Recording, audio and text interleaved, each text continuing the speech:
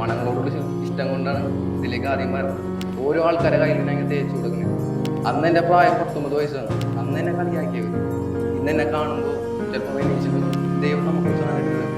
അങ്ങനെ ഞാൻ ആദ്യമായിട്ട് മട്ടാഞ്ചേരിയിലെ ഒരു കടയിൽ നിന്ന് ഒരു ചെറിയ കുപ്പി വാങ്ങിച്ച് ആ മണത്തിൽ അത് ഫസ്റ്റ് ഞാൻ അടിച്ചപ്പോൾ തന്നെ ഇല്ലേ കൈ തേച്ചപ്പോൾ തന്നെ ഞാൻ തന്നെ വല്ലാണ്ടായിപ്പോയി. ഇതൊരു വലിയൊരു പഠനം തന്നെ, ഒരു കടല് പോലെ ഓർമ്മ വരും. അഞ്ചിപ്പായി ഇങ്ങനെ വന്ന് കയ്യിലിങ്ങനെ തേച്ച് വന്ന് 2 ബോട്ടിലുണ്ടായിരുന്നത് പിന്നെ 4 ബോട്ടിലായി, പിന്നെ 10 ബോട്ടിലായി. എൻ്റെ ബ്രാൻഡിൻ്റെ പേര് യൂണിക്കായിരിക്കണം. ഫോട്ടോ വെച്ച് അതുപോലെ കടച്ചോണ്ടി എൻ്റെ മനസ്സിലുണ്ടായത് ഇതൊരു ബ്രാൻഡ് ഇത് ലോകത്തറിയണം. ആ പ്രായത്തിൽ അതിബുദ്ധിമാനാണ്. ഒരുപാട് ഫെയിലിയേഴ്സിലൂടെയാണ് നമുക്ക് സക്സസ് ഉണ്ടാവും. ചെറിയ പ്രായമാണ് ഇവൻ എന്നതാ ഉദ്ദേശിക്കുന്നത് ഒരു കാരണമാണ്. അതെ, അല്ലാത്തൊരു യാത്രയാണ്. നമുക്കത് 2 പേര് വന്നിട്ട് ചോദിക്കുന്നത് ജാതി തമ്മിൽ പേര് കേരളത്തിലേക്ക് കയറുന്ന സമയവും എന്നെ പറ്റിച്ചിട്ടുണ്ട് ആൾക്കാർ. അതായത് ഇനിയൊന്നും ചെയ്യാൻ പറ്റില്ല, ഞാനിവിടെ സ്റ്റോപ്പാണ്. ശരിക്കും അത് സ്റ്റോപ്പല്ല, ഞാൻ സ്റ്റാർട്ടിങ്.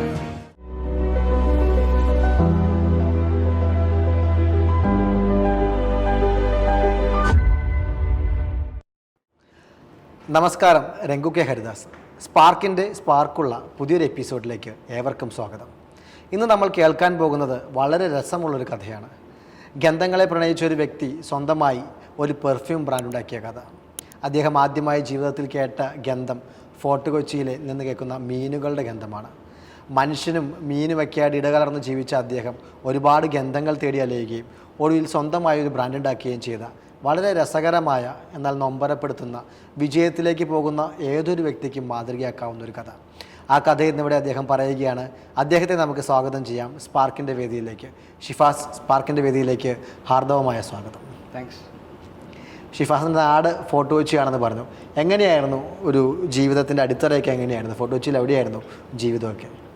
എൻ്റെ അച്ഛൻ പറയുന്നത് ഹാർബറിലൊരു തൊഴിലാളിയാണ്, ലോഡിംഗ് സെക്ഷനിൽ വർക്ക് ചെയ്യുന്ന ഒരാളാണ്. അമ്മ ഹൗസ് വൈഫാണ്. അങ്ങനെ എൻ്റെ ബാല്യകാലം വളരെ കുറച്ച് സ്ട്രഗിളിങ്ങിലായിരുന്നു.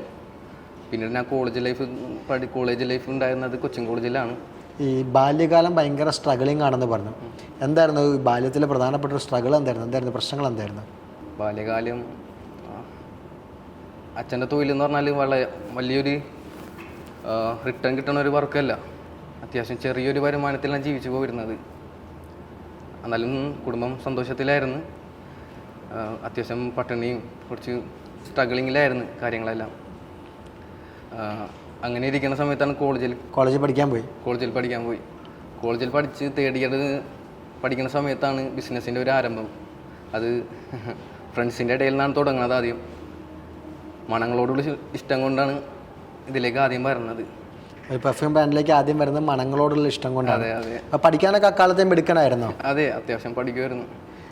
അപ്പോൾ പഠനത്തിൻ്റെ ഇടയിൽ ഒരു വരുമാനം എന്ന രീതിയിലാണ് ഒരു പെർഫ്യൂം ബ്രാൻഡ് തുടങ്ങുന്നത്. അതെ. അതിനു മുമ്പ് വേറെ എന്തെങ്കിലും തൊഴിലൊക്കെ ചെയ്തിട്ടുണ്ടോ? ഇൻഫോ പാർക്കിലായിരുന്നു വർക്ക്. ഇൻഫോ പാർക്കിൽ ഡിജിറ്റൽ മാർക്കറ്റിംഗ് സെക്ഷനിൽ വർക്ക് ഉണ്ടായിരുന്നു. പിന്നെ അതിന് മുമ്പ് ഐലൻഡിൽ അക്കൗണ്ട്സിൽ വർക്ക് ഉണ്ടായിരുന്നു. ഇതിനെല്ലാം മുമ്പ് ഞാൻ ഒരുപാട് കാലം കാറ്ററിങ്ങിൽ വർക്ക് ഉണ്ടായിരുന്നു. മട്ടാഞ്ചേരി കായ്സിൽ കാറ്ററിംഗ് വർക്കായിരുന്നു എനിക്ക്. അതിൻ്റെ ഇടയിൽ തന്നെ ഞാൻ ഹാർബറിൽ അച്ഛൻ്റെ ഒപ്പം പണിക്ക് പോയിരുന്നു. ഹാർബറിലും പോകും? അതെ അതെ. ഒരു കാലഘട്ടത്തിൽ എൻ്റെ വർക്കിംഗ് ഹവേഴ്സ് എന്ന് പറഞ്ഞാൽ രാവിലെ ഞാൻ 2:30 മണിക്ക് എണീക്കും. രാവിലെ 2:30 മണിക്ക് എണീച്ചിട്ട് നേരെ ഹാർബറിൽ പോകും. ഹാർബറിൽ ഒരു 8 മണി വരെയും നല്ലൊരു പണിയാണ്. അത്യാവശ്യം നല്ലൊരു കന വർക്കാണത്. അത് ബോട്ടിൻ്റെ ഉള്ളിൽ ഇറങ്ങിയിട്ട് ലോഡ് നമ്മൾ പുറത്തേക്ക് ഇറക്കലാണ്. ഹാർബറിൻ്റെ ഉള്ളിലുള്ള വർക്കാണത്. കുറച്ച് അത്യാവശ്യം നല്ല സ്ട്രഗിളിംഗ് ഉള്ള വർക്കാണ്. അത് കഴിഞ്ഞിട്ട് ഞാനൊരു 8 മണിക്ക് വർക്ക് കഴിഞ്ഞ് നേരെ ഒരു 10 മണിയാകുമ്പോഴത്തേക്കും കുളിച്ച് റെഡിയായി നേരെ ഇൻഫോ പാർക്കിലേക്ക് പോകും എൻ്റെ അടുത്ത വർക്കിന്. ആ വർക്കിന് ശേഷം ഞാൻ നേരെ ഒരു 7 മണിയാകുമ്പോൾ കഴിഞ്ഞ് തിരിച്ച് വീട്ടിലെത്തിയിട്ട് നേരെ ബാഗായിട്ട് ഇറങ്ങണേ. Continuous work. എൻ്റെ ബാഗായിട്ട് ഇറങ്ങി പെർഫ്യൂം കൊടുക്കണേ. നടന്നാണ് അന്ന് കച്ചവടം. അന്ന് മട്ടാഞ്ചേരിൻ്റെ തെരുവിലൂടെ ഞാൻ മനുഷ്യന്മാരെ കാണണേ. ഓരോ ആൾക്കാരെ കണ്ട് എല്ലാവരുടെ കയ്യിലും അത്ര ഇങ്ങനെ തേച്ച് കൊടുക്കണേ. ഓരോ ആൾക്കാരെ കയ്യിലും ഞാൻ ഇങ്ങനെ തേച്ച് കൊടുക്കണേ. വരി. അതായത് മട്ടാഞ്ചേരിൻ്റെ ഒരു എൻജിൽ നിന്ന് തുടങ്ങിയിട്ട് മറ്റേ എൻജ് വരെ ഇങ്ങനെ ജസ്റ്റ് നടന്ന് ബാഗിൽ തൂക്കിയിട്ടിട്ട് നടക്കണേ. അന്ന് എൻ്റെ പ്രായം 19 വയസ്സാണ്. അന്ന് ഞാൻ കോളേജിൽ 3rd ഇയർ പഠിക്കുന്ന ഒരു സമയം. ഒരുപാട് കളിയാക്കലുകൾ ഉണ്ടായിരുന്നു. അപ്പോഴും പല ടൈപ്പിൽ തന്നെ പരിഹസിച്ചപ്പോൾ കളിയാക്കൽ എന്ന് വെച്ചിട്ടുണ്ടെങ്കിൽ ഒരു ജോലി ചെയ്യണം, എന്താ കളിയാക്കാനുള്ള. അതായതെന്ന് വെച്ചാൽ ഒരു പയ്യൻ സ്ട്രീറ്റ്സിലൂടെ അതായത് തെരുവിലൂടെ അലഞ്ഞ് നടക്കണേണ്. അവൻ ചെറിയൊരു ബാഗ് തൂക്കിയിട്ട് ചെറിയൊരു അത്രയായിട്ട് ഇങ്ങനെ. അപ്പോൾ സ്വാഭാവികമായിട്ടും കാണുന്നവർ കൂടി ചെറിയൊരു ചിരി ഉണ്ടാവുമല്ലോ. ഇവൻ ഈ പ്രായത്തിൽ ഇങ്ങനെ അലഞ്ഞിരിഞ്ഞ് നടക്കുവാണ്. അതെ ഇവരെന്താണ് ഈ ചെയ്യണത്, ഇവനിക്ക് എന്താണ് ഒരു ഇതില്. അപ്പോൾ അന്ന് എന്നെ ചിരിച്ചവര്, അന്ന് എന്നെ കളിയാക്കിയവര് ഇന്ന് എന്നെ കാണുമ്പോൾ ചിലപ്പോൾ ഒന്ന് എണീച്ച് നിൽക്കും, ചിലപ്പോൾ ഒന്ന് വന്ന് കൈ തരും. എന്താ ചിപ്പായി, സുഖമാണോ, എങ്ങനെയുണ്ട് ബിസിനസ്, മനസ്സിലായ? ഒരുപാട് സ്ട്രഗിളിങ്ങിലൂടെ വന്ന ഒരു കഥയാണ് ഇതിന്. ഈ ഓരോ തെരുവുകളിലൂടെയും ഇങ്ങനെ ഈ അത്തർ എടുത്തിട്ട് നടക്കുകയാണ് നമ്മൾ, എന്നിട്ടത് വിൽക്കാൻ ശ്രമിക്കുകയാണ്. ഈ അത്തറിലേക്ക് വരുന്ന നമ്മൾ വിൽക്കാൻ ശ്രമിക്കുന്നത്, നമുക്ക് അത്തർ കിട്ടി, അത്തർ വിൽക്കാൻ ശ്രമിക്കുന്നു. പക്ഷെ അതെങ്ങനെയാണ് ആ ഒരു കച്ചവടത്തിലേക്കാണ് നിങ്ങളുടെ ജീവിതം. അതായത് മീൻ കച്ചവടമുണ്ട്, കാരണം മീൻ അവിടെ നിന്ന് ലോഡ് ചെയ്യുമ്പോൾ സ്വാഭാവികമായിട്ടും വലിയ കച്ചവടം നടക്കുന്ന മീനിലാണ്. അത്തർ കണ്ടിട്ടില്ല, അത്തറുമായിട്ട് ഒരു ബന്ധവും നിങ്ങളുടെ ഫാമിലിക്ക് ഇല്ല. പിന്നെ എങ്ങനെ ഈ മീൻ കച്ചവടത്തിലേക്ക് പോകാതെ അത്തറിലേക്ക് വന്നത്? ഒന്ന് ഗന്ധവും മറ്റൊന്ന് ഇത്തിരി രൂക്ഷ ഗന്ധമുള്ള മേഖലയാണ് സാർ. അത് ജീവിതത്തിലില്ലേ ചില സമയങ്ങളിൽ, ഞാനത് പലപ്പോഴും പല സന്ദർഭങ്ങളിൽ പറഞ്ഞിട്ടുണ്ട്. അത് ദൈവം നമുക്കൊരു സാധനം ഇട്ട് തരും. ആ ഇട്ട് തന്നെ സാധനം എന്താണോ, എന്ത് സാധനമായിക്കോട്ടെ, എന്ത് പാഷൻ ആയിക്കോട്ടെ, എന്ത് വർക്ക് ആയിക്കോട്ടെ, എന്ത് കരിയർ ആയിക്കോട്ടെ, അത് നമ്മൾ അങ്ങോട്ട് പിടിച്ചേക്കണം, അതങ്ങനെ നമ്മൾ അബ്സോർവ് ചെയ്തേക്കണം. എന്നിട്ട് പിന്നെ അത് മുറുകെ പിടിച്ച് നമ്മൾ ജീവിക്കണം. അപ്പോൾ ആ ഒരു മുറുകെ പിടിച്ച് നമ്മൾ നടക്കുമ്പോൾ ഒരുപാട് പ്രതിസന്ധികൾ നമ്മുടെ ജീവിതത്തിൽ വരും, ഒരുപാട് ഫെയിലിയർ നമ്മൾക്ക് നേരിടേണ്ടി വരും. തോറ്റാൽ പോലും നമ്മൾ നിർത്താണ്ട് ആ ഒരു സ്വപ്നത്തിന് പിറകെ പോയിട്ടുണ്ടാ, നിങ്ങളുടെ മൈൻഡിൽ കണ്ട സാധനം നിങ്ങൾ ആക്ഷൻ ആക്കിയിട്ടുണ്ടാ, ഡെഫിനറ്റ്ലി നിങ്ങൾ എന്തായാലും വിജയിക്കും എന്നാണ് പറഞ്ഞേക്കണത്. ഇത് ഞാൻ പറയണത് മാത്രമല്ല, ദൈവം പറഞ്ഞാണ് നീ പണിയെടുക്കും, നീക്ക് വിജയം തരൂ. അപ്പോൾ ഞാൻ എൻ്റെ മനസ്സിൽ കണ്ട ആ സ്വപ്നം, ആ സ്മെല്ലിനോടുള്ള സെൻറ്റിനോടുള്ള ഒരു ഇഷ്ടം, അതിലൂടെ ഞാൻ നടന്നപ്പോൾ എൻ്റെ ജീവിതത്തിലുണ്ടായ മാറ്റം അത് വലിയൊരു മാറ്റമാണ്. അപ്പോൾ ആദ്യം എങ്ങനെയാണ് ഈ അത്തർ എടുക്കുന്നത്, എങ്ങനെയാണ്? അത് വളരെ രസകരമാണത്. അതായത് ഞാൻ കോളേജിൽ പോണ സമയം, അപ്പോൾ ഞാനന്ന് കാറ്ററിംഗ് വർക്ക് ഉണ്ട് എനിക്ക്. ഞാനന്ന് ഹാർബറിൽ രാവിലെ പണിക്ക് പോകും, പിന്നെ എനിക്ക് ഇടയ്ക്ക് ഇവൻ്റ് വർക്കൊക്കെ ഉണ്ട്. അപ്പോൾ എല്ലാ സമയവും പണിയാണ്, പണീൻ്റെ ഇടയിൽ പഠിക്കാനും പോകും. അപ്പോൾ ഈ പണിയൊക്കെ ചെയ്തിട്ടാണ് ഞാൻ സെമസ്റ്റർ ഫീസ്, അന്ന് ഞാൻ ബികോം പഠിക്കുന്നത്. സെമസ്റ്റർ ഫീസ് എല്ലാം 6 മാസത്തിൽ കൊടുക്കണമല്ലോ, സെമസ്റ്റർ ഫീസൊക്കെ കൊടുക്കണേ, കൊടുത്തിട്ട് പഠിച്ചുകൊണ്ടിരിക്കുന്നത്. അങ്ങനെ തേർഡ് ഇയർ ആയപ്പോൾ സമയത്താണ് എനിക്ക് മണങ്ങളോടുള്ള സംഭവം വന്നത് മനസ്സിൽ. അങ്ങനെ ഞാൻ ആദ്യമായിട്ട് മട്ടാഞ്ചേരിയിലെ ഒരു കടയിൽ നിന്ന് ഒരു ചെറിയ കുപ്പി വാങ്ങിച്ച്. അപ്പോൾ ആ പുള്ളി എന്നോട് പറഞ്ഞ വാക്കുണ്ട്, സിപ്പാസേ നീ ഇത് വിൽക്കാൻ എനിക്ക് പറ്റിയാൽ എനിക്ക് ഞാൻ ഹോൾസെയിൽ വിലക്ക് തരാം, ചെറിയൊരു മാർജിനിൽ എനിക്ക് തരാമെന്ന് പറഞ്ഞു. അതിന് ആദ്യമായിട്ടൊരു പെർഫ്യൂം സിദാൻ എന്ന് പേരുള്ള ഒരു മണം പുള്ളി എനിക്ക് തന്നതാണ്. നമ്മുടെ ഫ്രഞ്ച് കളിക്കാരൻ സിദാൻ്റെ പേര്. ഫ്രഞ്ച് കളിക്കാരൻ സിദാൻ്റെ പേര്. ആ മണം എന്ന് പറഞ്ഞാൽ ഒരു പ്രത്യേക ഒരു ഗ്രീൻ ലീഫി ഫ്രഞ്ച് ഫ്ലോറൽ മണമാണ്. ആ മണത്തിൽ അത് ഫസ്റ്റ് ഞാൻ അടിച്ചപ്പോൾ തന്നെ ഇല്ലേ, കയ്യിൽ തേച്ചപ്പോൾ തന്നെ ഞാൻ തന്നെ വല്ലാണ്ടായിപ്പോയി. എനിക്കൊരു പ്രത്യേക ഒരു കണക്ഷൻ, മനസ്സും അതും തമ്മിലൊരു പ്രത്യേക, അതെങ്ങനെ എനിക്ക് പറഞ്ഞ് അറിയിക്കണമെന്ന് എനിക്കറിയില്ല. പ്രത്യേക ഒരു ബന്ധം, ആത്മബന്ധം എന്നൊക്കെ പറയും.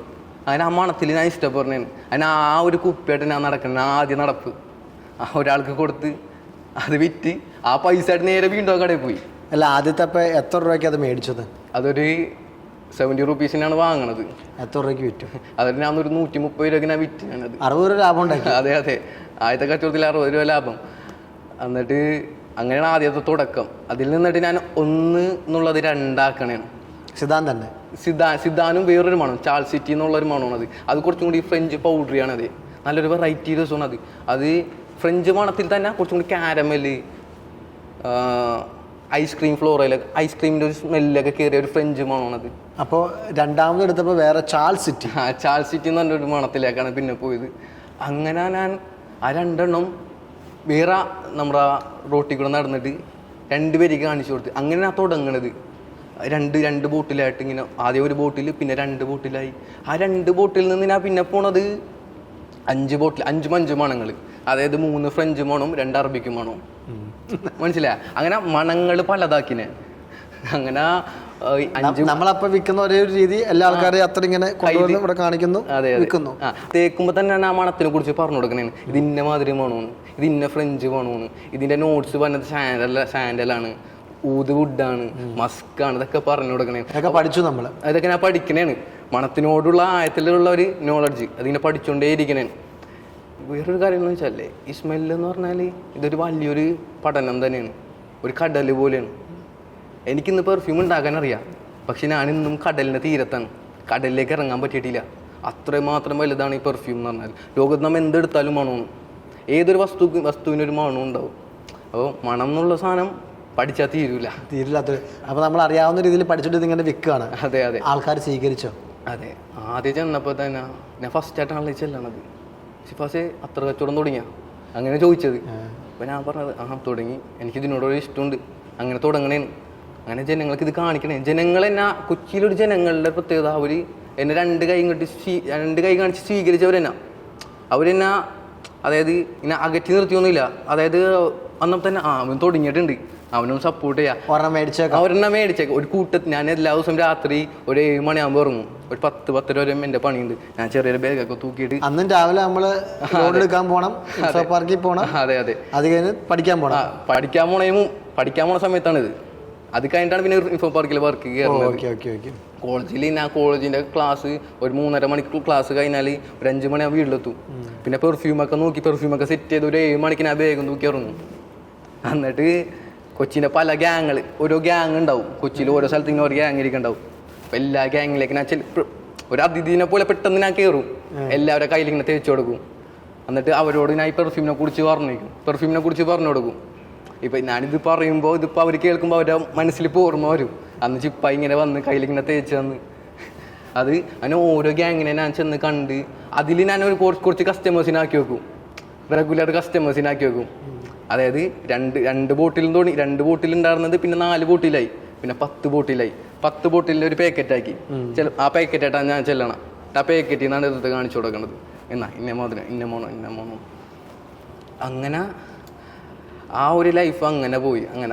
ഇത് രക്ഷപ്പെടുമെന്ന് തോന്നുന്ന അവസ്ഥയിലേക്കൊന്നും അവിടെ വളർന്നില്ല. ഇല്ല. അതായത് ഇതൊരു ഒരു ഇഷ്ടത്തിന്റെ പുറകിലുള്ള ഒരു ഓട്ടമാണ് ഇത്. ഇങ്ങനെ അന്ന് ശരിക്കും പറഞ്ഞല്ലേ അത് അന്നും ചിപ്പായി എന്നുള്ള പേരിലാണോ? അന്നും ചിപ്പായി എന്നുള്ള പേരിലാണ്. അത് ഇതിലേക്ക് പോകുന്നതിന് മുമ്പ് ഒരു കാര്യം ചോദിക്കട്ടെ, ഈ ചിപ്പായി എന്ന് പറഞ്ഞ പേര് എവിടെ നിന്ന് കിട്ടി? നാട്ടിലെ വല്ല ആളുടെയും പേരാണോ? ഇല്ല, അതൊരു കാലഘട്ടത്തിൽ എനിക്ക് വീണൊരു പേരാണത്. ആ ഒരു പേര്, ഞാൻ ഈ ഒരു പേര് കണ്ടുപിടിക്കാൻ തന്നെ കുറച്ച് നാൾ ഞാൻ ഓടി നടന്നു.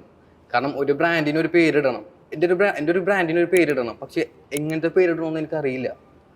ഞാനിപ്പോൾ ജാസ്മിൻ ഫ്രാഗ്രൻസ് ഇട്ടാൽ ഇത്രയും ഹൈപ്പ് കിട്ടണമെന്നില്ല. കാരണം എല്ലാ സ്ഥലത്തും ആ പേരുണ്ട്, ജാസ്മിൻ റോസ് എന്നൊക്കെ ഉള്ളത്. എൻ്റെ ബ്രാൻഡിൻ്റെ പേര് യുണീക്ക് ആയിരിക്കണം. ആര് കേട്ടാലും ഒരു ബന്ധമില്ലാത്തൊരു പേരായിരിക്കണം. ഇപ്പം നമ്മൾ യൂസ് ചെയ്യണ ഒരു ഐഫോൺ അത് ആപ്പിളിൻ്റെ ആണ്. പക്ഷെ അതൊരു കാഴ്ചയിലൊരു ആപ്പിളല്ല, പക്ഷെ ലോകത്തിലെ ഏറ്റവും വലിയൊരു ബ്രാൻഡാണത്. നമ്മുടെ പേര് അതുപോലെ വലിയൊരു ഇൻഡസ്ട്രിയാണ്. അപ്പോൾ പറയാൻ എളുപ്പമായിരിക്കണം, കേൾക്കുന്നവർക്ക് എളുപ്പമായിരിക്കണം, ഒരു മനസ്സിലൊരു സന്തോഷം തോന്നണം, ഒരു ട്രിഗർ ഉണ്ടാവണം. അങ്ങനെയാണ് ചിപ്പായി എന്നുള്ള കൺസെപ്റ്റിലേക്ക് വന്നത്. ചിപ്പായി എന്ന് പറഞ്ഞാൽ ഫ്രാഗ്രൻസുമായിട്ട് ഒരു ബന്ധമില്ലാത്തൊരു പേരാണ്. പക്ഷെ അത് ആൾക്കാരുടെ മനസ്സിൽ പെട്ടെന്ന് ക്യാപ്ചർ ആവും, എളുപ്പമുണ്ട്. അതെ, പേര് പറയാനും ഒരാൾ ആ പേര് കണ്ടാൽ പിന്നെ മനസ്സിൽ നിന്ന് മറക്കൂല. പേര് പ്രത്യേക പേരാണത്. ഫ്രാഗ്രൻസിനായിട്ട് ഒരു അലിഞ്ഞ് ചേർന്ന ഒരു പേരാണത്. അപ്പോൾ അങ്ങനെയാണ് ആ പേരിൻ്റെ തുടക്കം. എന്നോട് ആദ്യ കാലഘട്ടങ്ങളിൽ എന്നോട് ചോദിച്ചു എന്തിനാണ് നീ പേരിട്ടത്. പക്ഷേ വലിയ ബിസിനസ്സുകാർ എന്നെ കണ്ടപ്പോൾ അവർ പറഞ്ഞത്, ഷിഫാസെ നീ ചൂസ് ചെയ്തേക്കുന്ന പേര് ഏറ്റവും ബെസ്റ്റ് പേരാണ്. കാരണം അവർ മാർക്കറ്റിൽ ഉള്ള ആൾക്കാരുണ്ട്, അവർക്ക് ആ ഒരു കണ്ണിങ് കിട്ടി. അല്ല, പേര് എപ്പോഴും സിമ്പിൾ ആയിരുന്നു. നമുക്ക് പറയാൻ ഭയങ്കര എളുപ്പമാണ്. പണ്ട് ഞാൻ കൊച്ചോസേബ് സാറിനെ കാണാൻ പോയപ്പോൾ സാറ് വണ്ടർലയുടെ പേരിട്ടൊരു കാര്യം പറയുന്നുണ്ട്. ഈ സ്റ്റാഫ് റെക്കമെൻഡ് ചെയ്ത പേര് വണ്ടർലാൻഡ് എന്നായിരുന്നു. അതിലെ ND കട്ട് ചെയ്ത് കളഞ്ഞിട്ടാണ് അദ്ദേഹത്തിന് വണ്ടർല എന്ന് പേരിട്ടത്. ഈ ചിപ്പായി അതുപോലെ സുന്ദരമായ ഒരു പേരാണ്. ആ പേര് ഏത് ഭാഷയിലും അതിപ്പോ നമ്മ ചൈനയിൽ വർക്കൗട്ട് ആ പേര്. ഇപ്പൊ നമ്മ യൂറോപ്യൻ കൺട്രീസിൽ അത് വർക്കൗട്ട് ആ പേര് എവിടെ വേണമെങ്കിലും അത് ഷൂട്ടബിൾ ആവും. അത് മലയാള ലാംഗ്വേജിലുള്ള പേര്, ഒരു തരം പേരല്ല അത്, വേറൊരു ഔട്ടർ പേരാണത്. എവിടെയും ബന്ധമില്ലാത്ത, ടച്ച് ചെയ്യാത്ത ഒരു പ്രത്യേക ഒരു പേരാണത്. ഒരു 19 വയസ്സുകാരനാണ് ഈ ഇതിങ്ങനെ സ്മെല്ല് ചെയ്തുകൊണ്ട് നടക്കുന്നത്. അപ്പോൾ നിങ്ങളുടെ കൂട്ടുകാരൊക്കെ ഭയങ്കര ടിപ്പ് ടോപ്പിൽ പോകുന്ന ഒരു കാലഘട്ടമാണ്, കോളേജ് കാലഘട്ടമാണ്, നമ്മളൊക്കെ പ്രേമിക്കുന്ന ഒരു കാലഘട്ടമാണ്. അപ്പോൾ നിങ്ങൾ ഈ വഴിയോര കച്ചവടക്കാരനാകുന്നത് ഇമേജിന് വലിയൊരു വിഷയമല്ലേ കോളേജിൽ? സാർ അത് ശരിയാണ്. പക്ഷേ ഇല്ലേ, നമ്മളെ മനസ്സിലൊരു സാധനത്തിന് വേണ്ടി നമ്മൾ ഓടണേണ്, അലയണേണ്. ഒരു സാധനം നമുക്ക് കിട്ടാൻ വേണ്ടി അലയണേണ്. അപ്പം ആ അലച്ചലിൻ്റെ ഇടയിൽ നമ്മളെ മുമ്പിലുള്ള പ്രതിസന്ധി ഒന്നും ഒരു പ്രതിസന്ധി അല്ല. നമ്മ കാണുന്നത് വേറൊരു ലക്ഷ്യമാണ്, വേറൊരു സംഭവമാണ്. അതിലേക്ക് എത്തണേൽ നമ്മൾ എന്തൊക്കെ ത്യാഗം നമ്മൾ അനുഭവിക്കണം, തയ്യാറാണത്.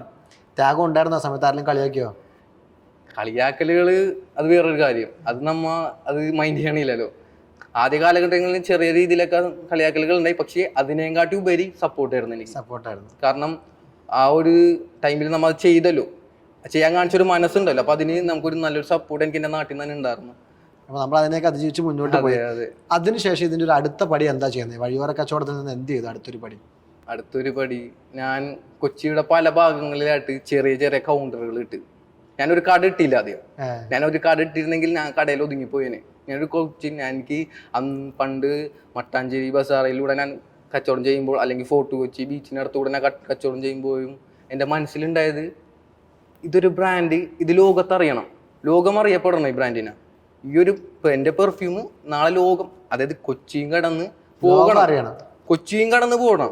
അല്ലാണ്ട് നമ്മ ചെറിയൊരു കട ഇട്ടതിനാൽ ഞാൻ അതിൽ ഒതുങ്ങിപ്പോവും, അതാവരുത്. അങ്ങനെ ഞാൻ ഒരുപാട് മാർക്കറ്റുകൾ സന്ദർശിച്ചപ്പോൾ എനിക്ക് കുറച്ച് കാര്യങ്ങൾ എനിക്ക് മനസ്സിലായി. അതിൻ്റെ പരമായിട്ട് ഞാൻ എന്ത് ചെയ്ത്, കൊച്ചിയുടെ പല ഭാഗങ്ങളിൽ ഒരാൾ തോമ്പടി പാലം കയറിയാൽ എൻ്റെ ബ്രാൻഡ് കാണും. തിരിച്ച് ഫോർട്ട് കൊച്ചിൻ്റെ എൻഡിലെത്തിയാലും എൻ്റെ കൗണ്ടർ കാണും. അങ്ങനത്തെ ഒരു കളി ഞാൻ കളിച്ച്, അതായത് കൊച്ചിയുടെ 3 ഭാഗത്ത് ഞാൻ കൊണ്ടുവന്ന്. ആ പ്രായത്തിലെ അതിബുദ്ധിമാനാണ്.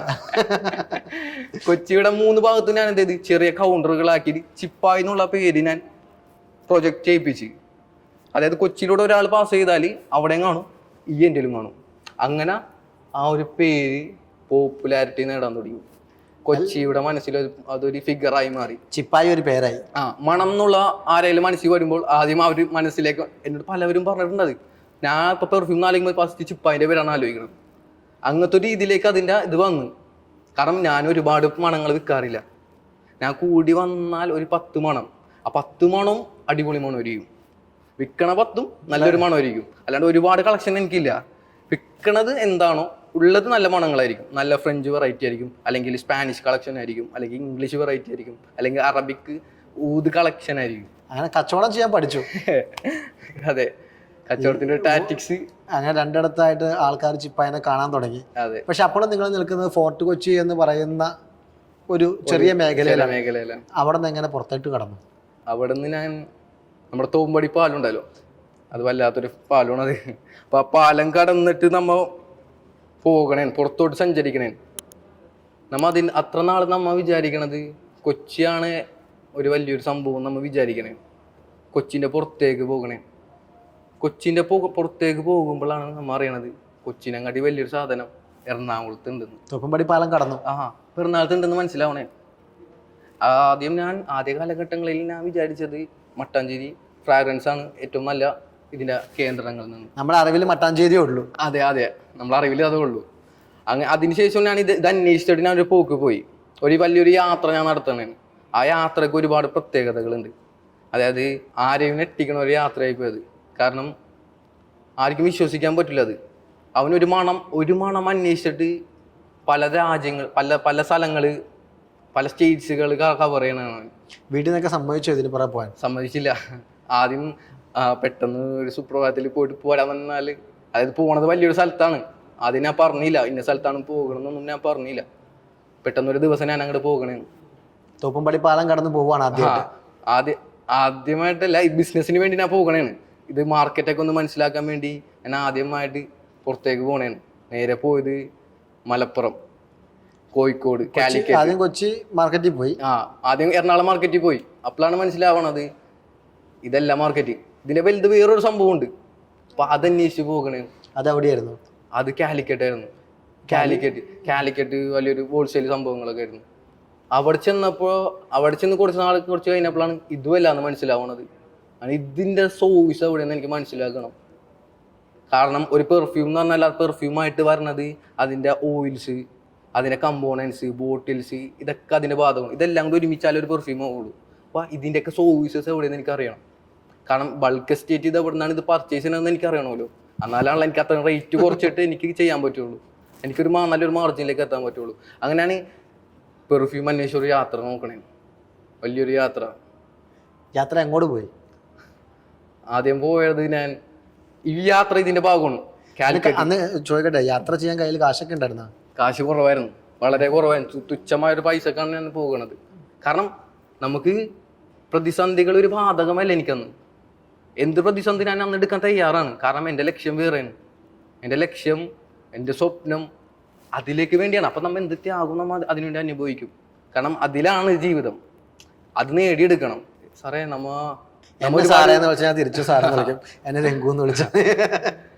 ഒരുപാട് ഫെയിലിയേഴ്സ് അനുഭവിച്ച ആൾക്കാരാണ്.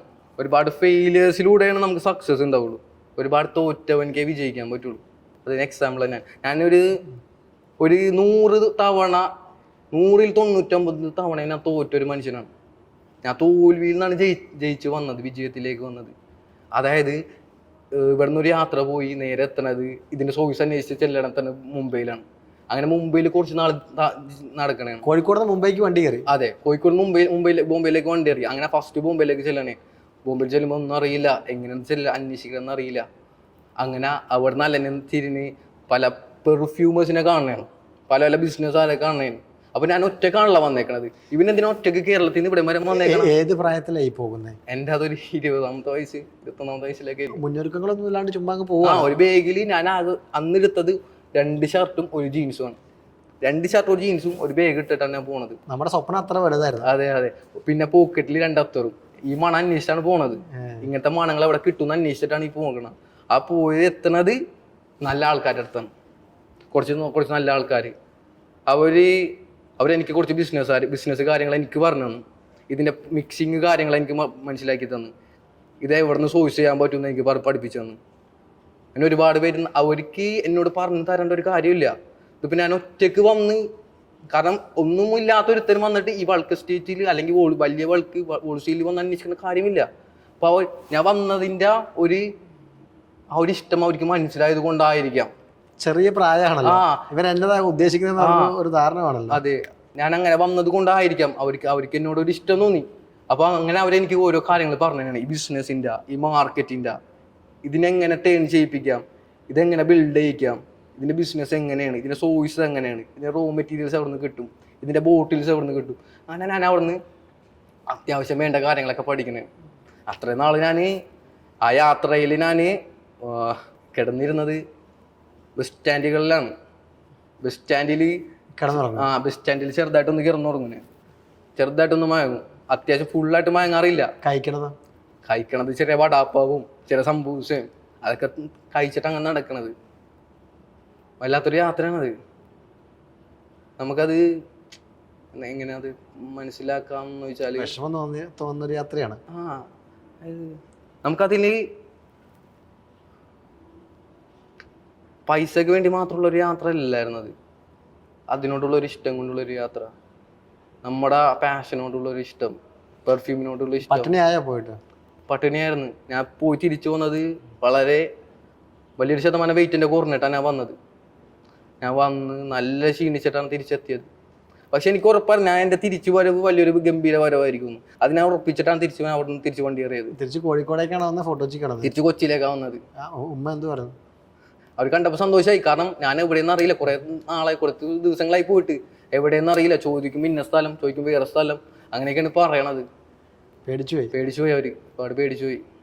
പക്ഷെ അവർക്ക് എല്ലാവർക്കും എന്നെ വിശ്വാസം ഉണ്ടായിരുന്നു. ഞാൻ തിരിച്ചു വരുമ്പോൾ എന്തെങ്കിലും ശരിയാക്കിയിട്ടായിരിക്കും. ഞാൻ അവരോട് പറഞ്ഞു, ഞാൻ തിരിച്ചു വരുമ്പോൾ ഞാൻ എന്തെങ്കിലും ജയിച്ചിട്ടായിരിക്കും. ജയിച്ചു തീർച്ചയായും.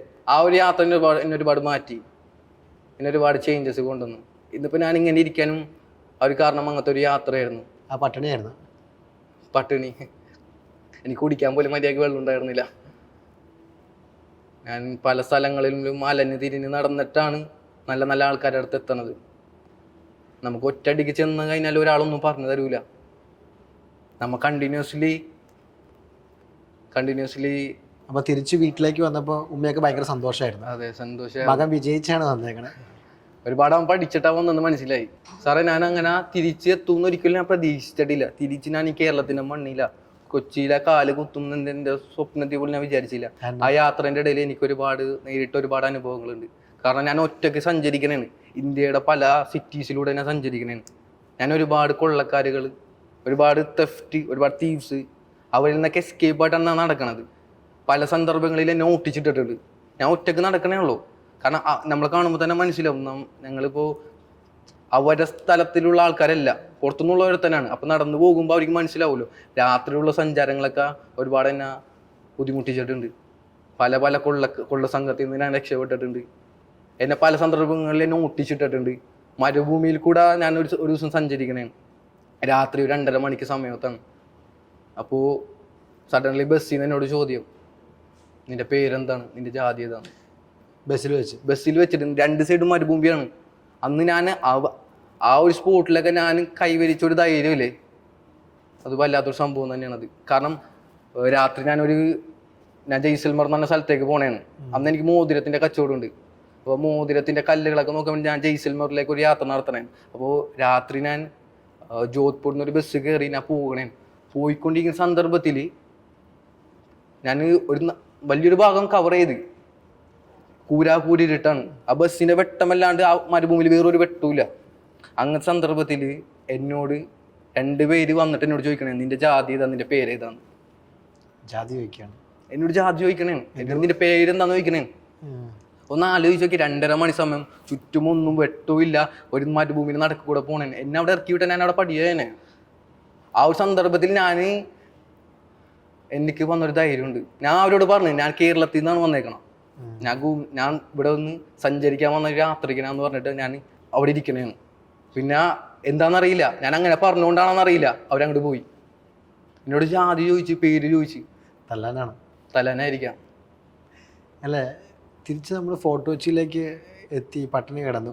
അവിടെ നിന്ന് എന്തോ ഒരു സാധനം കിട്ടിയെന്ന് പറഞ്ഞല്ലോ. അതെ, ഈ യാത്രയിൽ കുറേ എക്സ്പീരിയൻസുകൾ ഉണ്ടായിരുന്നു. തല്ലുകൊള്ളാൻ പോകുന്നുണ്ട്, പട്ടിണി കിടക്കുന്നുണ്ട്. അതെ. എന്താ തിരിച്ചു കിട്ടിയത്? ഞാൻ തിരിച്ചു വന്ന ഒരു വരവുണ്ട്. ആ വരവിൽ തന്നെ എൻ്റെ മനസ്സിൽ ഓൾറെഡി ഒരു തിങ്കിങ് ഉണ്ട്. ഞാൻ ഒരുപാട് അനുഭവങ്ങൾ കൈപ്പേറിയ അനുഭവങ്ങളിലൂടെ വന്നേക്കണേണ്. കാരണം എൻ്റെ ഒരുപാട് ദിവസങ്ങളിൽ ഞാൻ പട്ടിണി കിടന്നിട്ടുണ്ട്, ഒരുപാട് ദിവസങ്ങളിൽ ഞാൻ തെരുവിൽ കിടന്നിട്ടുണ്ട്. അപ്പോൾ എനിക്ക് ഞാനപ്പോൾ മാർക്കറ്റ് ഫുള്ള് പഠിച്ചിട്ട് ഒരു വരവാണ്. മാർക്കറ്റെല്ലാം മനസ്സിലാക്കി തിരിച്ച് കേരളത്തിലേക്ക് കയറുന്ന സമയവും എന്നെ പറ്റിച്ചിട്ടുണ്ട് ആൾക്കാർ. ടിക്കറ്റ് തരാമെന്ന് പറഞ്ഞിട്ട് പറ്റിച്ചിട്ടുണ്ട്. ഞാൻ ആകെ മൊത്തത്തിലെ അവസ്ഥയിലാണ്. ആ ഒരു സമയത്ത് പോലും തിരിച്ച് കേരളത്തിലേക്ക് വരാൻ നേരത്തെ അവിടുത്തെ ആൾക്കാർ എന്നെ പറ്റിച്ചിട്ടുണ്ട്, ടിക്കറ്റിൻ്റെ കാര്യത്തിൽ പോലും. അപ്പോൾ ഞാൻ എങ്ങനെയൊക്കെയോ കേരളത്തിൽ എത്തണേണ്. തിരിച്ച് കേരളത്തിൽ എത്തിയിട്ട് ഫസ്റ്റ് ചെയ്ത പരിപാടി ഈ കൗണ്ടർ ഒന്ന് പുറത്തേക്ക് എത്തിക്കലാണ്. കൊച്ചിയിൽ നിന്ന് ഫസ്റ്റ് ഞാൻ കൊണ്ടുപോയി ഇറങ്ങിയത് നമ്മുടെ എടപ്പള്ളി സൈഡിലാണ്, ലുലുവിൻ്റെ ആ സൈഡിലാണ്. കൊച്ചി വിട്ടു നമ്മൾ. കൊച്ചി വന്ന പാടെ തന്നെ ചെയ്തത് കൊച്ചി വിട്ട്.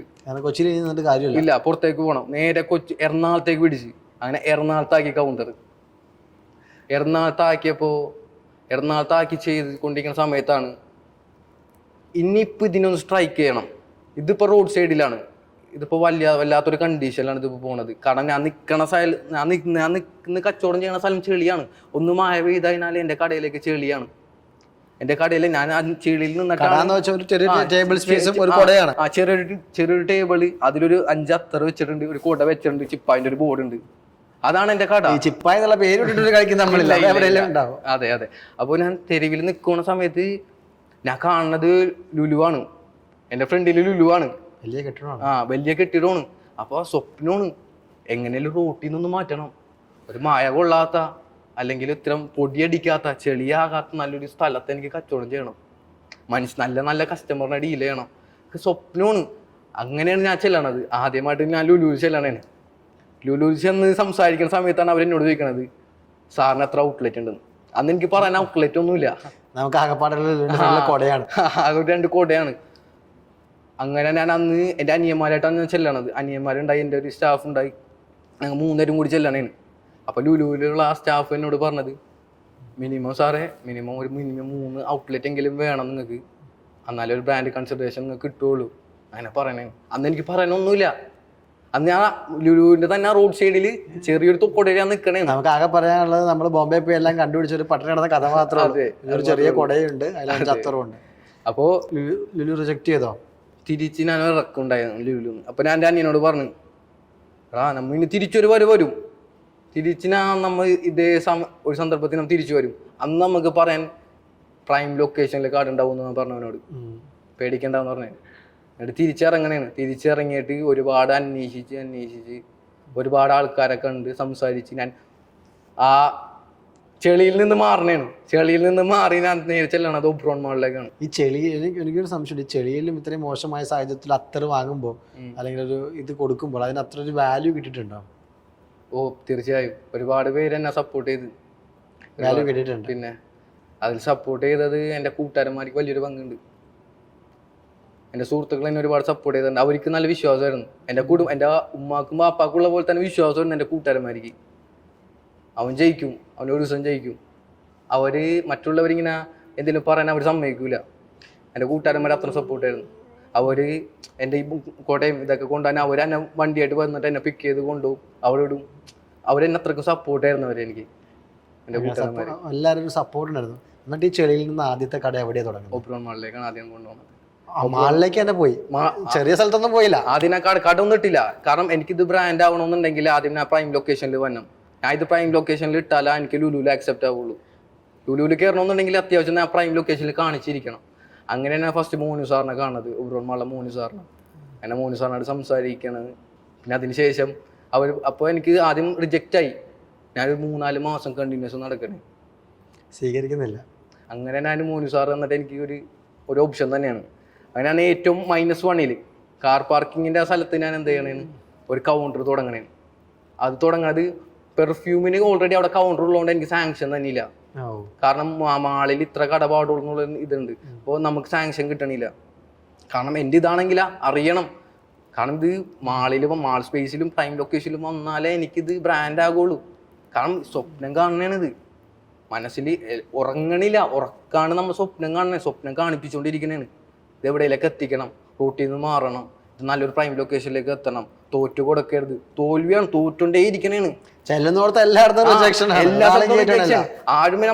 ആരും അംഗീകരിക്കണില്ല. കാരണം എന്താണ് പറയാൻ എനിക്ക് അന്നൊരു സ്ഥലമില്ല, ഒന്നുമില്ല, പ്രൊഡക്റ്റ് ഇല്ല, ഒന്നും ആരും തയ്യാറല്ല. അങ്ങനെ പുള്ളി പ്രമുള്ള മാനേജർ എനിക്ക് സമ്മതം വന്നിട്ട് ഞാൻ അവിടെ ഒരു കൗണ്ടർ തുടങ്ങണേ ആദ്യമായിട്ട്. ആ ഒരു തുടക്കം നല്ലൊരു തുടക്കമായിരുന്നു.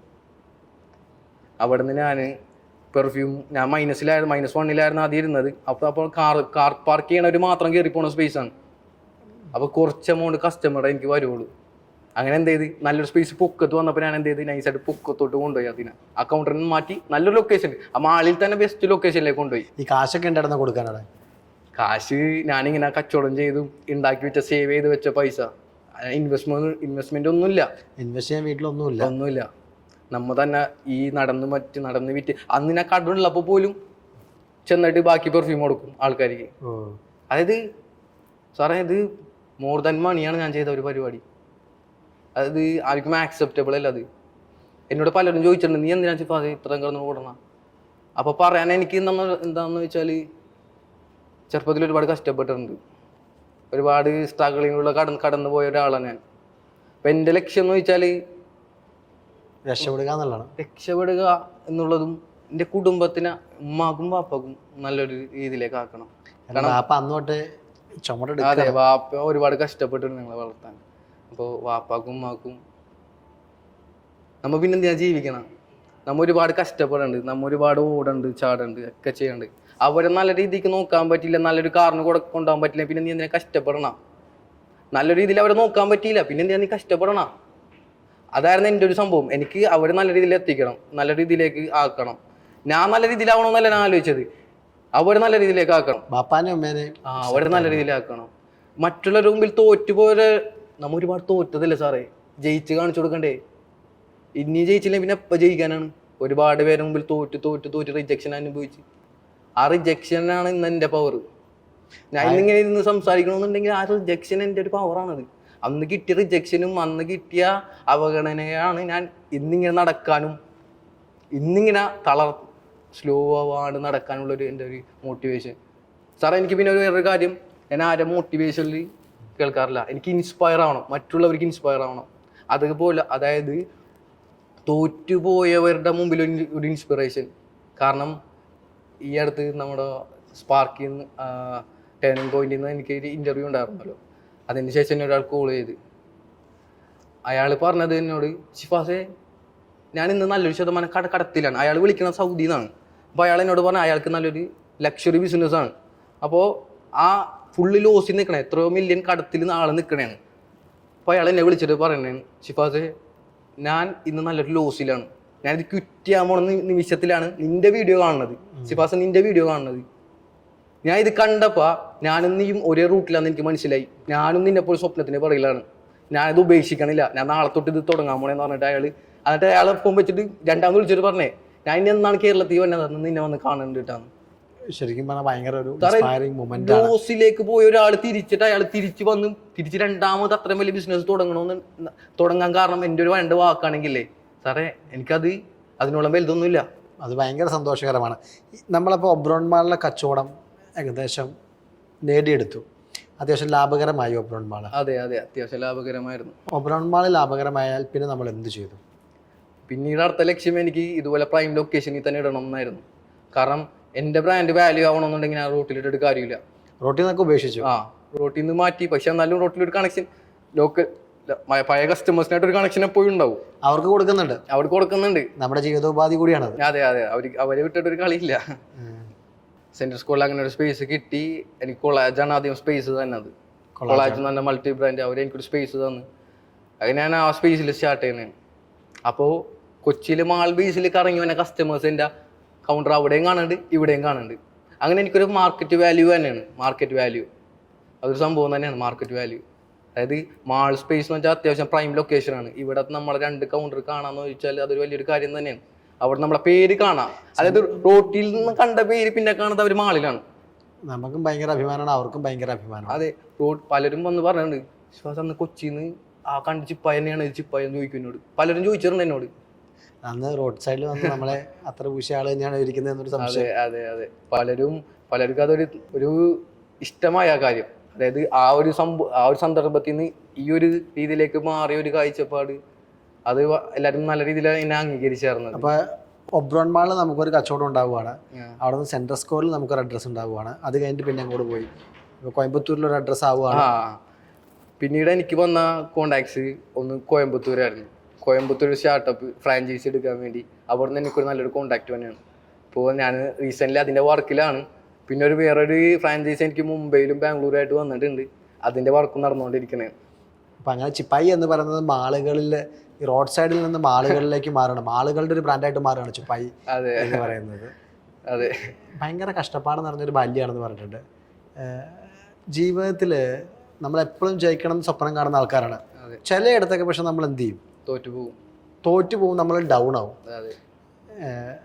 എവിടെയാണ് ഡൗൺ ആയിട്ടുള്ളത് സാറേ?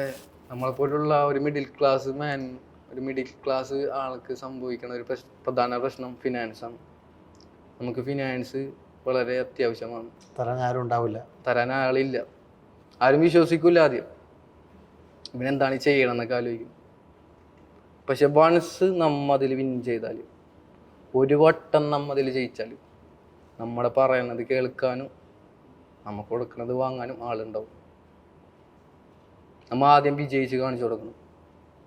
നമ്മളെ അകറ്റി നിർത്തിയവരെ മുമ്പിൽ നമ്മൾ വിജയിച്ച് ഒരു ദിവസം കാണിച്ചു കൊടുത്താലേ പിന്നെ അവർ നമ്മളെ കാണുമ്പോൾ ആ കാണുന്ന നിമിഷം അവർ എണീച്ചിരിക്കും, വന്നൊരു കൈ തരും.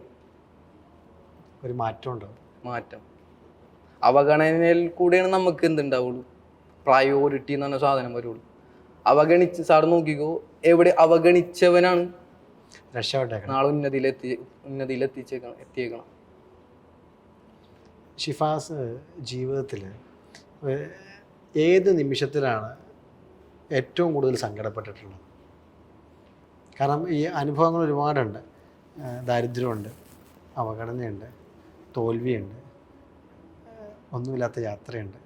എവിടെ ഷിഫാസ് വേണ്ടിയിരുന്നില്ല എന്നൊക്കെ തോന്നുന്നൊരു നിമിഷമുണ്ടല്ലോ മനുഷ്യന്? ഏറ്റവും കൂടുതൽ വിഷമിപ്പിച്ചിരിക്കുന്ന ഒരു സംഭവം എന്താ? ഞാൻ ഒരുപാട് പട്ടിണി കിടന്നിട്ടുണ്ടെങ്കിലും ഒരുപാട് യാത്രകൾ ചെയ്തിട്ടുണ്ടെങ്കിലും ഒരിക്കലും ഞാനിത് നിർത്തണം എന്നുള്ളൊരു ചിന്ത പോലും എൻ്റെ മനസ്സിൽ വന്നില്ല.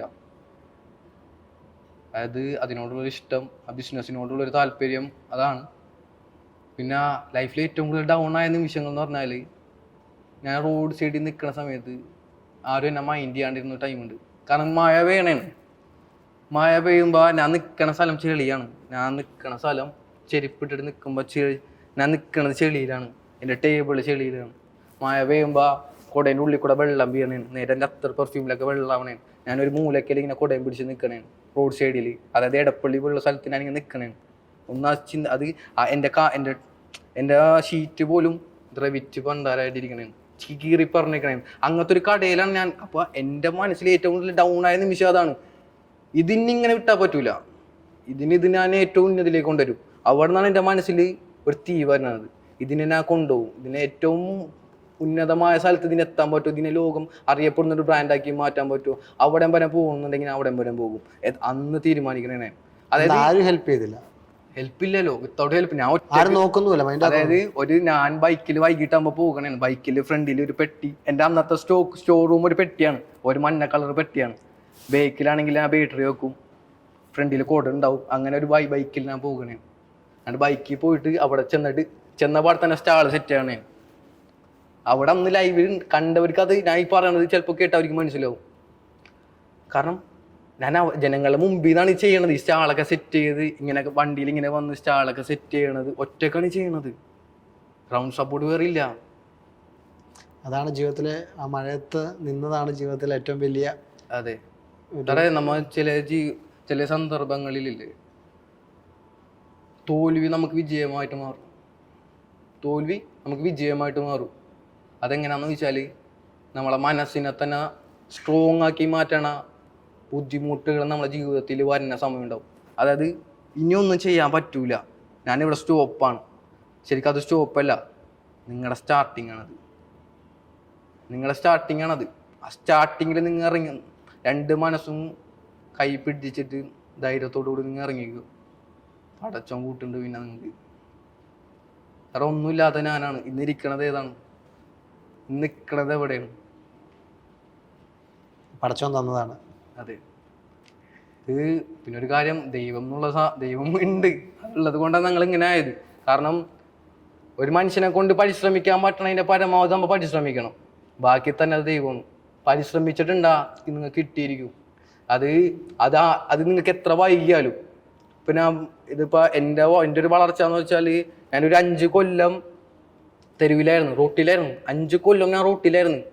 ഈ 5 കൊല്ലത്തിൻ്റെ ഇടയിൽ എനിക്ക് വലിയ ഗ്രോത്ത് ഒന്നും ഉണ്ടായില്ല. ഞാനിങ്ങനെ റോട്ടി കച്ചവടം ചെയ്യണ്, ആൾക്കാരെ വീട്ടിൽ കൊണ്ടുപോയി കച്ചവടം ചെയ്യണ്, വീട്ടിൽ കൊടുത്ത് ആൾക്കാരെ നേരിട്ട് പോയി കച്ചവടം ചെയ്യണം. അങ്ങനെയൊക്കെ തന്നെയായിരുന്നു എൻ്റെ ഒരു 5 കൊല്ലം. 5 കൊല്ലം ഇതിൽ നമ്മ റെസ്റ്റ് ചെയ്യണില്ല. അതായത് ഞാൻ പറഞ്ഞല്ലോ സാറിനോട്, 2:30 മണിക്ക് ഞാൻ എണീക്കാണ്, ഹാർബറിൽ പോണ്. നല്ല പണിയാണ് ഹാർബറിൻ്റെ ഉള്ളിൽ, ബോട്ടിൻ്റെ ഉള്ളിൽ. 2:30 മണിക്ക് രാത്രി 2:30 മണിക്ക് ബോട്ടിൻ്റെ ഉള്ളിൽ ഇറങ്ങണേണ്. എന്നിട്ട് പിടിച്ചുകൊണ്ടുവന്ന മീനെല്ലാം ബോക്സിലാക്കിയിട്ട് ലോഡ് ചെയ്യണേണ്. മീൻ എന്നൊക്കെ പറഞ്ഞാൽ അത്യാവശ്യം വെയിറ്റ്. ബോക്സിലാക്കുമ്പോൾ എത്ര വെയിറ്റ് ആയിരിക്കും? ആ ഞാൻ രാത്രി എല്ലാവരും ഉറങ്ങിക്കിടക്കുന്ന സമയത്ത് ഞാൻ വർക്ക് ചെയ്യണമായിരുന്നു, കണ്ടിന്യൂസ് വർക്കിങ്. അത് കഴിഞ്ഞിട്ട് നേരെ പോണേണ്. രാവിലെ ഒന്ന് ഫ്രഷ് ആയിട്ട് നേരെ 10 മണിക്ക് ഇൻഫോ പാർക്കിലും അക്കൗണ്ട്സിലൊക്കെ വർക്ക് ചെയ്യണേന്. Continuous working. ആ വർക്ക് ചെയ്യണ സ്ഥാപനത്തിലും കച്ചവടം ചെയ്യണേണ്. എല്ലാവരും കൊണ്ട് യാത്ര കൊടുക്കണേണ്. അതായത് പോക്കറ്റ് മണി, ചായ കുടിക്കണം, പെട്രോൾ അടിക്കണം, ഒന്നുമില്ല. കാരണം സാലറി ചെറിയ എമൗണ്ടാണ് സാലറി. അതിൽ നമുക്ക് അറിയാൻ പറ്റില്ലല്ലോ. അങ്ങനെ അത് കഴിഞ്ഞിട്ട് വന്നിട്ട് വീണ്ടും പണി. 7 മണി 7 വീണ്ടും പണി എന്ന് ചോദിച്ചാൽ ബൈക്ക് എടുത്തിട്ട് വേഗം തൂക്കിയിട്ട് പോണേണ്. പല അറിയാത്ത മനുഷ്യന്മാരെ കാണണേണ്. എല്ലാ ദിവസവും ഞാൻ കുറഞ്ഞത് ഒരു 100 മനുഷ്യന്മാരെ കണ്ടിട്ടുണ്ടാവും. പുതിയ ആൾക്കാരെ കാണണേണ്, എല്ലാവരും പരിചയപ്പെടണേണ്. ചിപ്പായ എത്രയാണ് അവരുടെ ഉള്ളിലേക്ക്. ഒരാളെന്നെ കണ്ട അവർ മറക്കൂല. പിന്നെ അവരങ്ങനെയായിരുന്നു എന്നായിട്ട്. എല്ലാവരും കാണും, ഞാൻ പെർഫ്യൂം കൊടുക്കും. അങ്ങനെ അവരുടെ ഉള്ളിലേക്ക് കയറി പറ്റണേ. പിന്നെ പെർഫ്യൂം എന്നുള്ള സംഭവം കൊച്ചിയിൽ ചിപ്പായി മാറണേണ്. അത് ഫോർട്ട് കൊച്ചിക്കാർക്ക് ഇതിപ്പോൾ ഞാൻ പറയുമ്പോൾ ചിലവർക്ക് അത് കൃത്യമായിട്ട് ഉൾക്കൊള്ളാൻ പറ്റില്ല. പക്ഷെ ഇത് കണ്ടവരുണ്ട്, എൻ്റെ ലൈഫ് സ്റ്റോറി കണ്ട ആൾക്കാരുണ്ട്. അവർക്ക് ഇത് ശരിക്കും ഉൾക്കൊള്ളാൻ പറ്റും. കാരണം അവർ ഡയറക്റ്റ് കണ്ട ആൾക്കാരാണ്. ഞാൻ പറയുന്നതിനെക്കാട്ടി കൂടുതൽ അവർ കണ്ട ആൾക്കാരാണ് ആ നാട്ടുകാർ, ആ കൊച്ചിയിലുള്ള നാട്ടുകാർ. എനിക്ക് ഭയങ്കര സന്തോഷം തോന്നുന്നൊരു വിജയമാണ് താങ്കളുടെ. അന്ന് 2 മണമായിരുന്നു, പിന്നെ 10 മണമായി. ഇന്ന് ചിപ്പായിൽ എത്ര മണമുണ്ട്? ചിപ്പായുടെ മണം എന്താ? ഞാൻ കുറഞ്ഞതൊരു 100-ലേറെ മണങ്ങൾ ഞാൻ ചെയ്തിട്ടുണ്ട്. 100-ലേറെ മണങ്ങൾ ഞാൻ ട്രയൽ അടിച്ചിട്ടുണ്ട്, ചെയ്തുകൊണ്ടിരിക്കുന്നുണ്ട്. ഞാനൊരു കുറഞ്ഞതൊരു വലിയൊരു ശതമാനം പെർഫ്യൂം ബോട്ടിൽ തന്നെ ഞാൻ ഇപ്പോൾ ഉണ്ടാക്കിയിട്ട് വിറ്റിട്ടുണ്ട്. ഇതിൽ എൻ്റെ മണങ്ങളായിട്ട് ഞാൻ ഇനി വരാൻ പോകുന്നതാണ്. ഇതുവരെ വന്നതല്ല. ഇതെല്ലാം ട്രയലിങ് ആയിരുന്നു എൻ്റെ. വൈകാതെ തന്നെ എൻ്റെ മണങ്ങൾ ലോകം അറിയപ്പെടും. ഇൻഷാ അല്ലാഹ്. ഞാൻ മരിച്ചില്ല എന്നുണ്ടെങ്കിൽ ഞാൻ ആ മണങ്ങളിൽ ആ ലോകത്തിന് മുമ്പിൽ ഞാൻ ഇറക്കും. ആ മണങ്ങൾ നാളെ ലോകം അറിയപ്പെടും. അതിൽ ആ ഇറക്കാൻ പോണ മണങ്ങളിൽ ഒരു മണത്തിന്റെ പേരാണ് കിങ് സുലൈമാൻ. ആ കിങ് സുലൈമാൻ എന്ന് വെച്ചാൽ കിങ് സോളമൻ, ലോകം ഭരിച്ച ചക്രവർത്തി. അതാണ് അതിനായിരിക്കും ആ പേര്, ആദ്യത്തെ പെർഫ്യൂം ഇടുന്ന പേര് അതായിരിക്കും. ആ മണം ലോകം അറിയപ്പെടും. ലോകത്തിന്റെ പെർഫ്യൂം വിപണി ഭരിക്കാൻ വേണ്ടിയിട്ടാണോ? തീർച്ചയായും. കാരണം സാറേ ഇത് ഞാൻ ജയിച്ചില്ലെങ്കിൽ ആര് ജയിക്കും സാറേ? ഇത്ര സ്ട്രഗിൾ ചെയ്ത് വന്നേക്കണേണ്, ഇതിനോടുള്ള ഇഷ്ടം കൊണ്ട് വന്നേക്കണേണ്. ഇത് എൻ്റെ മണം അറിയപ്പെട്ടില്ലെങ്കിൽ അത് ശരിയാവില്ല.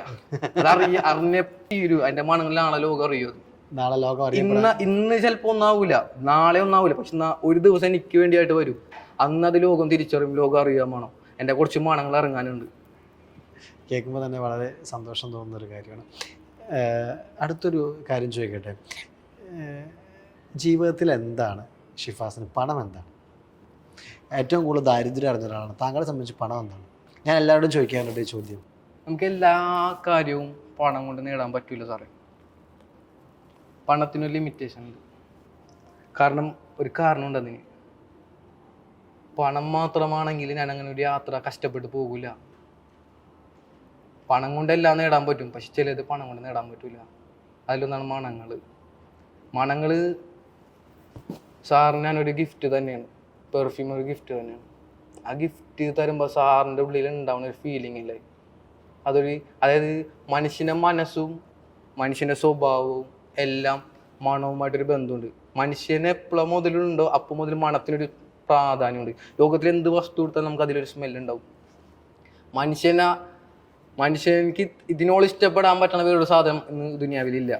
അതിലൊന്നാണ് മണങ്ങൾ, സ്മെല്ല്. അപ്പം നമ്മ പെർഫ്യൂം കൊടുക്കണമെന്നുണ്ടെങ്കിൽ അത് മനുഷ്യന്മാരുടെ ഒരു തൃപ്തിയോടുകൂടി ഞാൻ കൊടുക്കണത്. ചില സന്ദർഭങ്ങളിൽ ഞാൻ പൈസ വാങ്ങാറില്ല.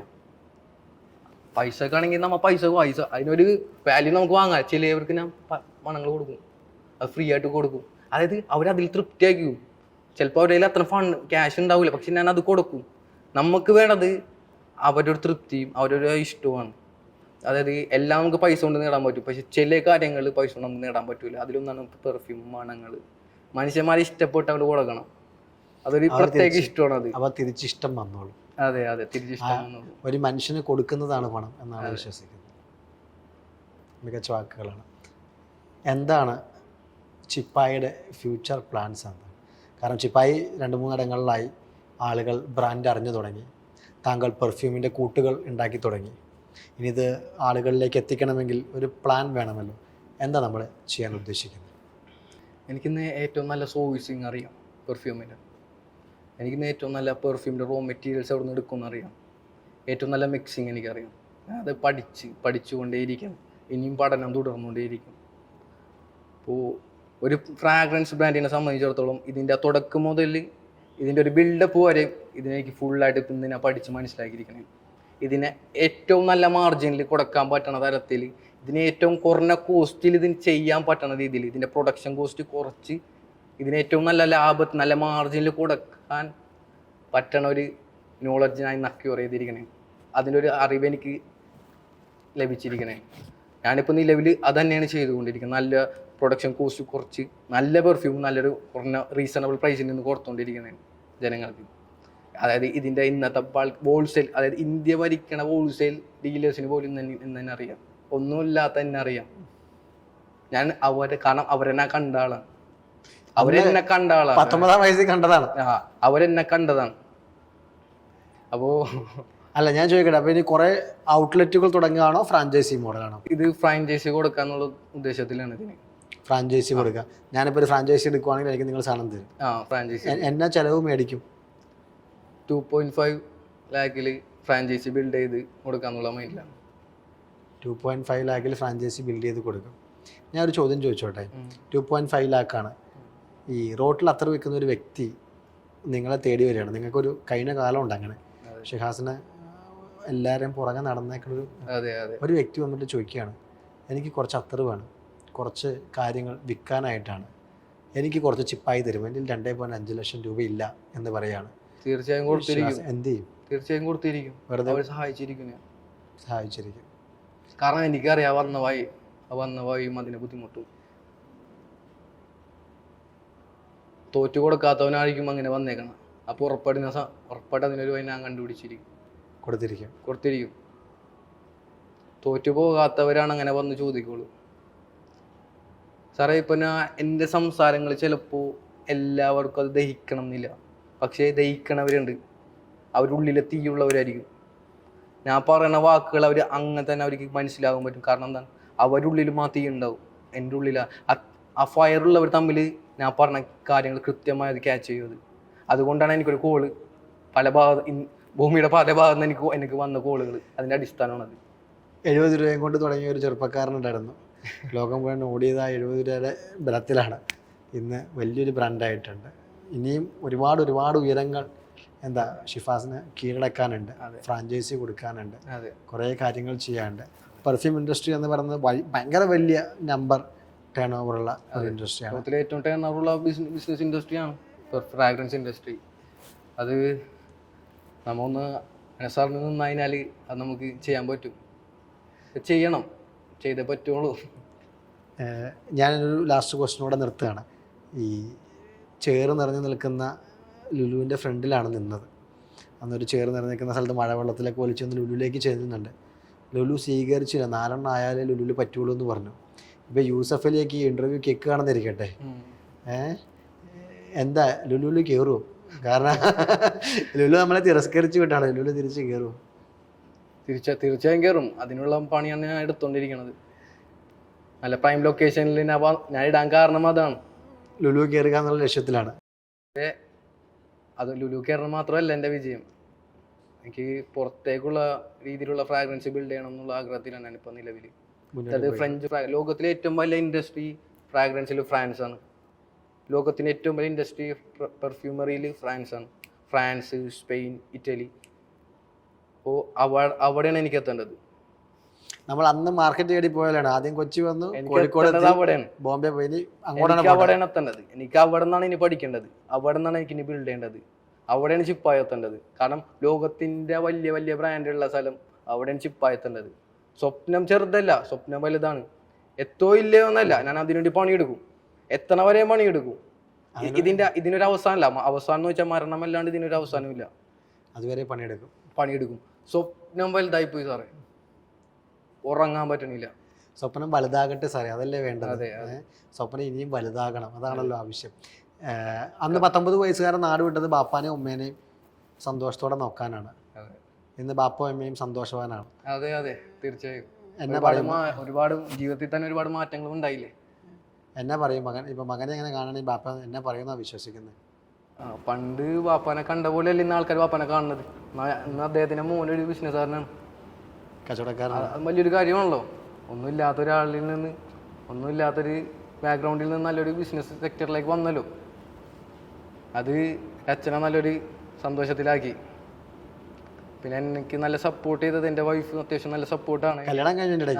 ഈ അടുത്താണ് കല്യാണം കഴിഞ്ഞത്. അത്യാവശ്യം എനിക്ക് നല്ല സപ്പോർട്ടാണ്. ഒറ്റക്ക് വന്നെന്നുള്ള പ്രയോഗം നമുക്ക് ഒരിക്കലും പാടില്ല. അത് ഒറ്റയ്ക്ക് വഴിവെട്ടിയല്ല വന്ന്, അല്ല ഒറ്റക്ക് പണിയെടുത്തൊക്കെ ഒറ്റക്കാണ്. പക്ഷെ ഇതിൻ്റെ പിറകിൽ നമുക്ക് വേണ്ടി പ്രാർത്ഥിച്ചുകൊണ്ടിരുന്ന കുറച്ച് ആൾക്കാരുണ്ട്. അവന് ഓടണതിന് ഒരു പ്രതിഫലം വേണം, അവന് ഓടണതിന് അവനക്കൊരു വിജയം വേണം. അങ്ങനെ കുറച്ച് ആൾക്കാരുണ്ട്. അതായത് നമുക്കൊന്നുമില്ലാത്ത സമയത്തും നമ്മൾക്ക് വേണ്ടി എവിടുന്നൊക്കെയോ പണം, സ്വന്തം കമ്മലൊക്കെ വിറ്റ് തന്ന ഉമ്മാനെ നമ്മൾ ഓർക്കണം. ആളില്ലാത്ത സമയത്ത് സ്വന്തം ബാപ്പ നമുക്ക് വേണ്ടി ആ ബാഗും കൊടയൊക്കെ പിടിച്ച് നമ്മൾ സഹായിച്ച് നമ്മൾ അത് ഓർക്കണം.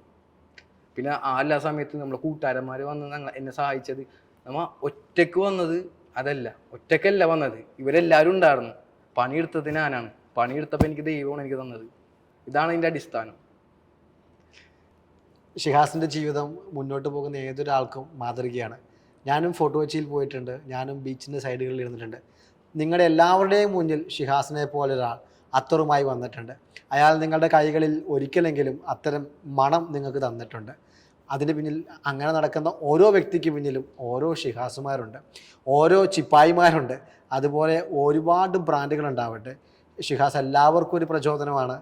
സ്പാർക്കിൻ്റെ വേദിയിൽ കണ്ണ് നനയിച്ചൊരു കഥയാണ് ഷിഹാസിൻ്റെ. ഇനിയും അദ്ദേഹം ഉയരങ്ങളിലേക്ക് എത്തട്ടെ.